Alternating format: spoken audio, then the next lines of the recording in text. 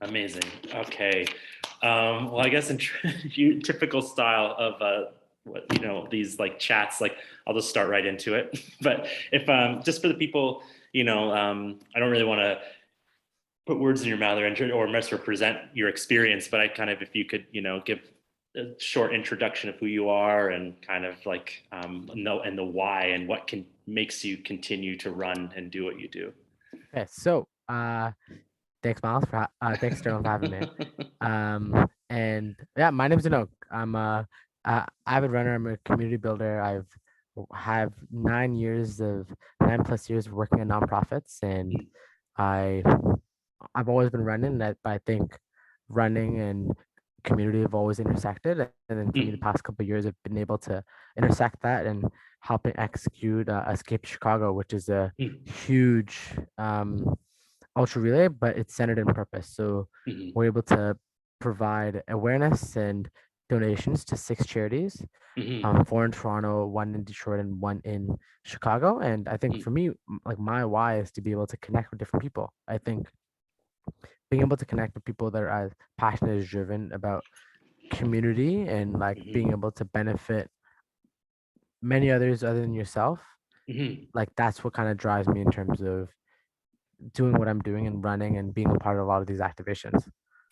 Amazing. Yeah. I mean, your work has been incredibly inspiring because every time I see you, you're so involved in so many organizations and sorry, I'm like shrouded in darkness. It's very artistic shot right It now. is. So I, I would love to kind of know more about like that. I love that the intersection of community and running. And I think that, do you find, I mean, because in the last I've been chatting a lot with a lot of people, and oftentimes human connection on many levels, whether it's a huge group of people or a one-on-one conversation with people, running buddies and things like that is so integral to the experience of running and movement in general. So how do you find that connection? Where do you bridge that connection with community and running? Like, do you find that they're pretty like integral to each other inherently, or is that something that you kind of work to connect together? It's definitely something you have to work to connect together because some people can be just strictly runners and want to run just for the sake of running, and some people honestly would rather cheer and pace and party pace, and it's just like I think those are the people more so that are willing to kind of donate their time versus somebody who's very like structured and honestly just wants to get get the run done. And I think and I'm not saying there aren't very fast runners that donate their time. Like trust me, I know Britt Hearn, and she was on Escape Chicago, and she probably running like 4:15 splits each leg. So it's fast. Yeah. I think it depends on the person. I think being willing to give your time, because that's what it is, right? You're donating your time to be able to volunteer for these initiatives and understanding the impact that you have, right? Whether it's like cooking a meal, right, on a Sunday morning when half of the city is falling asleep, but you're doing it for a lot of individuals who don't have homes, or whether it's volunteering at a youth run club, and you're being a mentor, like those things. It's like you want to be able to do that, and I think there's a bunch of people in the city that want to do that, but especially with COVID, it's hard to be able to find that intersection because of like COVID limitations and being able to. I think you can't openly volunteer for these things, and I think that's the hard part. And something like Escape to Chicago gives people an opportunity to be a part of something like this. Well, beautifully put, I think. So can you give me like a rundown of like from the inception of Escape to Chicago to like what went into like coordinating all of this? Because it's huge. It was from Toronto to Chicago, literally. That's so Yeah, intense. It's such a far, like it's yeah, kind of trust me. unfathomable. So, yeah. So what went into that? Yeah, honestly, it was Andrew and Andrew Abley and Quentin Jacobs founded the Escape Projects. Hmm. Um, and Andrew, who's moving to Germany, couldn't have the time to give his heart and soul into this project, and I kind of just I was always down, right? Hmm. I think when you're always present and down, you end up giving more and more time. Hmm. Hmm. And for me, I was able to work with Q and Britt Hearn to be able to, I think, conceptualize this, right? Like I think this is Hmm. something that was probably 2 years in the works Wow. because you have a pandemic, Mhm. right? Yeah, yeah, You yeah, have to yeah. build like the charity partners, like the Mhm. partnerships, the sponsors, and like being able to find the right people. Like it takes a lot of time. And as nice as it looks on the front end to be like, wow, like they ran from Toronto to Detroit to Chicago, but it's like it took 2 years to be able Wow. to develop those relationships with certain people and contacts Mhm. to be able Mhm. to establish and execute Mhm. something like this, that where running is more so the cherry on top, but the Mhm. community Okay. activations and being able to volunteer your time, and like all the charities that we volunteer for except for the ones in Detroit and Chicago, like we were physically in those spaces giving our Mm. time. Got it. Got it. So it's an interesting thing about it seems more planning went into the charity and partnership role in it rather than the running itself was kind of more like was the easier part, would you Yeah, say? Or it's definitely easier Mhm. to run than but I'm not trying to say that it was easier. I think they both have their same level of difficulty, but Mhm. it takes a different type of time because Mhm. like planning on like an 84 leg route book, like that takes time. It Of takes course. weeks, Yeah. right? Making Yeah. sure you Yeah. find the right routes, like being having somebody on Google Maps, another person on your Google Docs, and to be able to make sure you find like a transition point for every leg Yeah. Yeah. Yeah. Yeah. that's big enough to that has a parking lot that fits two RVs and two Mhm. support vehicles. Like, Mhm. trust me, it's like, and then with COVID, it's like the Canadian team couldn't Mhm. even get over the border by foot. Mm. Yeah. So Yeah. it's just like, how do you coordinate vehicles to make Mhm. sure, okay, we have the American team running from Chatham to Detroit, That's but the crazy. Canadian team has to turn back, but then Mhm. we have to drop off the vehicle nearby to be able to hop on the flight because Mhm. if you pick up a rental in Toronto, there's no point of driving back to Toronto and then going taking an Uber to Pearson. Yeah. And it's like these Yeah. are like the small logistical things that like Wow. people don't realize. It's like having like a rental right beside the airport and like making that very intentional so then it's easy for us to drop that off Mhm. and hop Mhm. on a plane and meet them in Detroit. So kind of the how it looked though was the like how does a stretch of like an ultra relay work? So I mean, who like do you run multiple legs and then you're resting in the van as you're driving to the next point, or like what are the Yeah, Yeah. I think some of the logistics of the actual run itself is that there's 870 kilometers, right? You have two RVs, Hmm. 12 runners, 6 runners per team, and the responsibility of each team is Hmm. upon the whole group, Okay. right? So if somebody's on another RV, like I'm responsible for them as well. Hmm. And what Hmm. that kind of looks like in terms of running is that we'll have two runners run their 10 to 15 kilometer leg. Hmm. They'll have a support vehicle following them, and we'll Hmm. have a media. The media team has their own vehicle Got it. shooting Yep. it, Hmm. and then they run 10 to 15 kilometers into a bigger parking lot, and then Okay. transitions. But once they hop on the RV, sure they get changed and rested, but there's jobs such as driving, Yeah. navigating, making sure the next runner is ready in terms of Wow. making sure their lights are good. So, Hmm. like what may seem like 4 hours between your next leg, that can go by in an instant. So fast. Yeah. Of course. Yeah. Because you have so many responsibilities, so like, everyone you're still very active, so I imagine like there's not really much rest really involved No, because you're just not going to the much. next role. Okay. Exactly. So you managed to like pretty essentially put together a whole relay run from Toronto to Chicago, and then with the Chicago Marathon was after that, correct? Or Correct. So we ran from on Tuesday in Mhm. Toronto.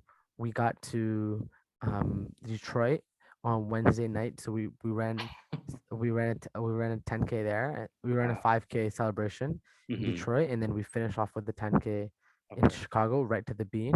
And Okay. then we had one day in a sense of rest, Hmm. and then Sunday, a majority of us ran the Chicago Marathon. That's incredible. Did you run it? I ran it myself, my first Oh my marathon. god, how was that that was your first It was marathon? my first Oh marathon. my god. On top of just Yeah, it wow. was. What was that experience like? I mean, have you been to Chicago before or I've been to Chicago, yeah. not during the marathon. Okay. Personally, I think watching you run your marathon and see how exciting it was to like I'm being completely honest, like watching like Lisa, like Henry Uh-huh. all out, right? Like honestly cheering you on and running with you, like that's Mm-hmm. inspiring. Mm-hmm. And I think for us to be so disconnected from in-person races for Mm-hmm. over a year and a half, Yeah. like that was really the first big race other than Berlin Mm-hmm. that happened in person. It's incredible. So Yeah. to be able to, I think, be in a city where there's a bunch of people cheering you on, right? Mm-hmm. You got the start line, they're playing the last dance, like the Chicago Bulls intro, like you get hyped, Yeah. right? Yeah. One, there's a part of me where like, is my body gonna break? Like, am I gonna finish this thing after an ultra relay? But I think I was so caught up in the elation of and like how magical running a marathon is. Yeah. Because What do you think that is? Like, sorry to interrupt. yeah, go ahead. Finish that. Oh no, but cause I just, I tend to, when I get excited, I tend to accidentally interrupt people. But what do you think about it is about running itself that rallies people around each other? I mean, it's just like there's this, is it this long lineage of so much history of these marathon races, or but what do you think it is about that intersection between running and community involvement, like that so specific to this? I think for the sake of no one being left behind Mm-hmm. and like having them be so running is so multifaceted, right? You don't have to be running to race. You could be having a fun run. You could be pacing somebody. You can be a part of the cheer squad. And like Sterling, I think you be the first one to say it, is that how exciting is it to see a familiar face Mm. when you're 30 kilometers deep, Yeah. your body's nearly broken, and Mm-hmm. then you see them and they're cheering you on, and you get that glimmer of hope. You're like, look, you know what? Like if they can be outside cheering for me for the past 3 hours, Mm-hmm. I could finish the next hour of this marathon.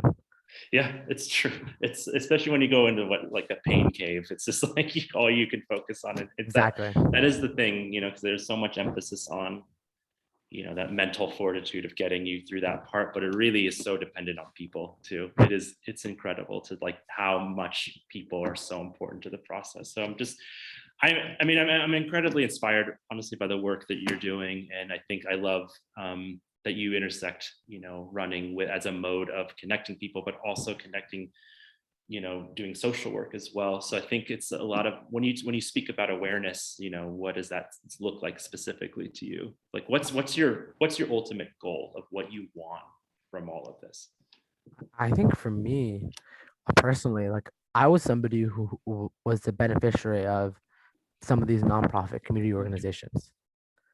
And and like for me, like I wouldn't be who I am today Mm, without certain mentors in my life that were volunteering their time to be able to be like, hey, look, I see something in you, mhm, right? Like if like and help laying that, I think, groundwork and that path for me to be able to be successful, mhm, right? Like I volunteer at a reading and run club in Regent Park. It's called Spruce Court, it's start to mm, finish, and I'm there yet. I was there yesterday, mm, and for me, it's just like I think through all of this awareness is that one, there's people who need that people aren't as fortunate as myself, and I'm fully aware of that. Two, right? There's kids that may not have the mentorship that like needed in their lives, right? I think mhm, it's way harder to be a kid now than it was 20 years ago. mhm, And I think for me, it's just like if I can be a positive mentor and a positive light into one of these kids or individuals' lives, mhm, then like how much further can that person go or be motivated knowing that they have someone in their corner cheering them on? mhm, mhm. And how do you find, like, I mean, through that work in itself, it's like you're using running as a forum of connection, and how important do you think it is that people are able to move and run in this process of mentorship? I think it's great. I think being able to understand movement and how important it is. Hmm. And I think running is just so all you need is just a pair of shoes, Hmm. right? You don't need like $2,000 of hockey equipment. You don't need like $3,000 of football equipment. You don't need to be traveling to different cities. But run, all you need is a pair of shoes. Hmm. And I think to be able to connect people that I think um, are seeking that mentorship and mentors, right? And running, like trust, it goes hand in hand. Hmm. People seeking mentorship and running are they seeking the same thing as each other? Exactly. Okay, got it. Yeah. And so with the, if you could tell just kind of like one main element of just like what, what you would want people to know about the work that you do, like what would you want people to like again, the awareness piece, and then and the connection piece with everything you do, like what is kind of your um, driving force that you would want people to know about, if there's one thing you could tell people about, just like check this out. Yeah, I think for me it would be, I think, like, personally, for me to recognize the position I'm in, Hmm. right? I have a roof over my head, I have clothes on my back, I have food to eat, and there's people who don't have neither of the three, or like only one of the three of those Hmm. three attributes that I've listed. Hmm. And if you have time to be able to volunteer and help someone's life, Hmm. you don't know how far one gesture can go in terms of the impact you'll have on their life. Yeah. Well, what are some kind of instances that you've really witnessed from the people, I guess the kids you've mentored?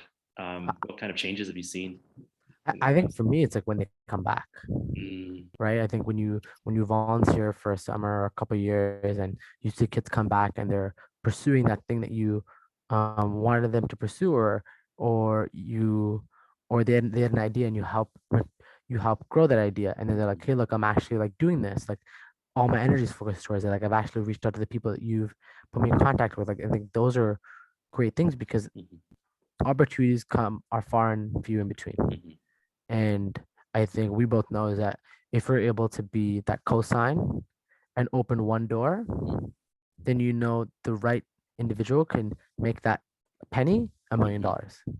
Yeah. Yeah. 100%. Yeah.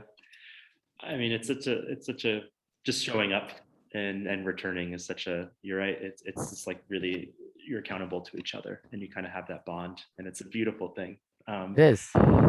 I get, like, I find you to be one of the most like positive people I've ever met, and again, I'm always super humbled by the work you're doing, and I can only hope to strive to, in the things that I do, to kind of really make those connections, especially with community. It sounds like you're very rooted in Toronto specifically as a place you're really helping out, and especially, and it's really incredible that you've taken your own experience to really drive you to do the work that you're doing. And I think that it's interesting to kind of how it's a lot of talk about accessibility of running and movement, and in athletics is such a, that conversation is broadening out to who has access to it, or who is, who's able to, and I think that it's it's an incredible amount of work to do to like really make that more accessible to everybody, or as a thing, as an outlet. And so I really think it's amazing work you're doing. And actually, after this, I'm going to ask for your links to, the organizations you work with that I'll share. Yeah, But most definitely. I would love to just like keep track. What's next for you actually? What are you thinking? Like, what's the next thing? The next event is in the works. Okay. I can't say where we're running Okay. to. I can just say it's already in the works. Okay. I think in the interim, like, you can catch me at Spruce Court volunteering and start to finish. I Okay. give my time. You can catch me at Second Chance Foundation, Mm, St. Felix Center. I think the great thing is that once you realize that you have time to be able to give back to, mm, and I think I was telling somebody earlier is that I think one of my favorite parts about Escape is that once you donate, um, once you're a part of our organization, you see the work they do, and you see the people behind these organizations. mhm, Um, it makes it easier. So when you cut them a check as part of a project, I'm kind of happy not knowing who's directly impacted, because I know the mm. people behind it are doing good work. Totally. Yeah. Because there'll be instances where, for example, when we ran Escape to New York, where we Mhm, gave money to provide more mental health counselors for youth, I'm never going to see mm, the direct impact of where that money is going to go. But I mhm, know in my heart that the people that work for the organization are kind-hearted, and they want the best for these children. And I mhm, think that's the beauty of it all, mhm, because you allow them to do that work. And I think a lot of times, often people are very, like, they like to take a picture of everything they do. mhm. I'm doing a good deed, take a picture of it. Yep. But I think some people don't often realize is that like, does that person want to be photographed? If you're Mm, handing a meal to that homeless person, like, how does it do? Are they happy to be receiving a meal, mhm. or just for the sake of a photo op? Are they happy to be getting a meal because they need to live? Yeah. And I think that's a great thing. I think for me, like, I kind of like to be able to, like, this is how I've always been, right? Mm, You'll see some stuff pop up on social media, but a lot of things, I think there's a beauty in the work itself, and mhm. sometimes it doesn't need to be like Documented. broadcast Yeah. documented, Yeah. because that's the beauty of it. I think being able to be consistent and show up, Mhm, right? One thing I've learned with some of the kids that I've volunteered with is that showing up for you and myself or the other people that I volunteer with is like the bare minimum. But mhm, nowadays, for some kids or some individual opportunities, like, they realize that showing up sometimes is so much more mm, to whoever on the receiving end of that act or volunteering, and can go so much further in terms of their growth as an individual. mhm. And I think that's the beautiful thing to see and be able to teach and mentor, because like, it's cool to, for me, I think, volunteer once, but I think it's even better if you're able to build that relationship and Mhm. keep showing up. Yeah, keep showing up. Yeah, keep. And that's such a. I love that. I think I was just thinking where um, that notion of just kind of the work in itself is rewarding enough, and I think there's a balance. I mean, I'll even call myself out where this accountability journal I'm doing, I'm just like, who is this serving except for like there's definitely ego in it, and I think about that of just like why I have to continue to go to my why I'm doing all of this work. I'm just so I think the piece that still needs to fall into place, especially for this project that I'm doing, this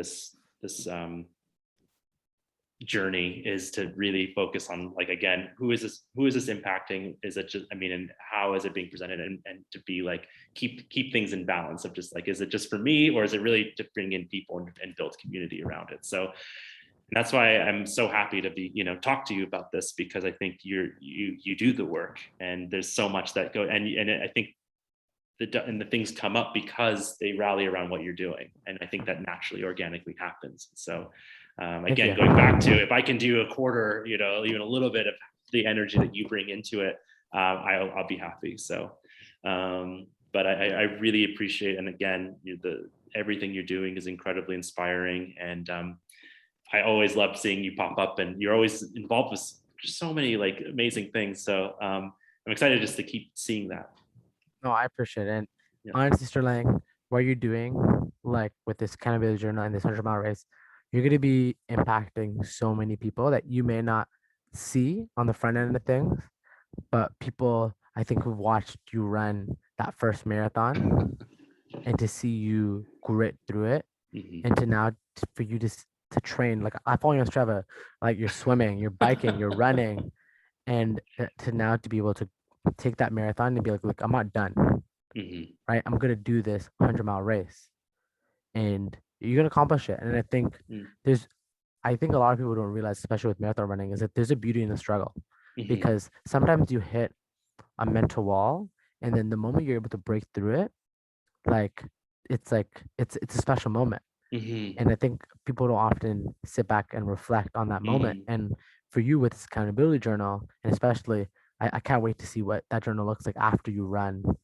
that 100-mile race, because you'll look at days like day one and day two, and you'll be like, did I really think like that? Yeah, yeah, Like, yeah. and I think that's going to be some of the most gratifying content that you'll be able to look back on. Thank you. I really appreciate it, man. That means a lot. And I think I would want to kind of just, for as kind of a last kind of thought, what were some of, like, what was a moment where you went through that struggle, and the moment you knew when you came out the other end of it? Like, what did that Yeah, look like for you? for me, it was this year. I think I hit like a mental block. Mhm. Um, like I do a lot for my family. Mhm. Um, I volunteering is never the hard part. I think Mhm. when you I got to a point where um things, sometimes I can go for a run and my mind is clear at all times, but then I couldn't even finish a 5K run because my mind was so clogged. And honestly, like one day I'm like, hey, I'm gonna run from my house to the Humber Bay Bridge. Mhm. And that's like I live in the East End, like I live in Scarborough. That's like Yeah. that's 34K. Mhm. And I probably have Oh, it run anywhere north of 10 in probably like 5 weeks. wow. And I was like, hey, I'm gonna do this. Mhm. And literally, like I I think for me it was just like building those mental check marks. Right. Mhm. Sometimes we often play a game like, hey, let me get to this light post so I can get to the next light post. Mhm. And I was just playing those games Mhm. and like feeling good, one foot in front of the other. And mind you, like it's like I have it run north of 10, and it's like Mhm. when your body has a base mileage. Yeah. Like I don't think my base mileage is 34. 'Cause I think 34 is the longest I've run Yeah. to date at that point. Yeah. And I remember just getting to the bridge and just having like a sigh of relief, Mm. knowing that like when you put your mind to something and you put in the work and you can overcome that. And I Mhm. think for me it was that switch. Mhm. It's like things that I'm stressing about, Mm. right? The stress will always it'll be there or it won't be there. Yeah, But that's something you can come back to, for sure. right? And it gave me a chance to kind of like unplug and be like, look, I got past this like mental break. I could finish more than a 5K run. And I somehow finished 34. And I was lying down at the Humber Bay Bridge. And I Mm. literally put breakthrough. Like I posted a story on my Instagram. I said breakthrough because it was for me. It Mhm. was such a mental breakthrough because my mind was so clogged. And Mhm. at that point, I was just like, okay, look, I was able to organize my thoughts and I was able to function more and more. And a lot of people don't realize like running can do that for you. Mhm. Yeah. I love that. Thank you. Thank you. That lying on the ground. I know the bridge, like I could see that for sure. So um well, thank you so much. I really, again, always I hope to like we get to run together at some point in person, but Definitely. when I come through Toronto. But I will obviously share all the work, amazing work you're doing, and I'm so excited to see what you continue to do. So, but and a lot of gratitude. So thank you for doing everything. And so, but we'll be talking soon. Michelle, thank you, Miles. Sterling Miles. You're gonna be good. I keep seeing your name pop up, and I'm like Sterling, Sterling, Sterling, and It I'm like, happens. honestly, the name Miles is stuck in my head Mhm. because I'm just like I'm like for some reason I have this baby name, weird tangent. I have like a baby name doc, and like Miles is on it, so it keeps Uh-huh. if I see Miles first or last name, I'm just gonna call someone Miles, and I'm like, okay, no, No, it's true. it's not. I get that. Yeah, I mean, I get that. It is the life of having two first names in your name, so I get Yeah, it. But yeah, thank you so much, and we'll talk soon, man. thanks, Sterling. All right, cheers, bye. Cheers.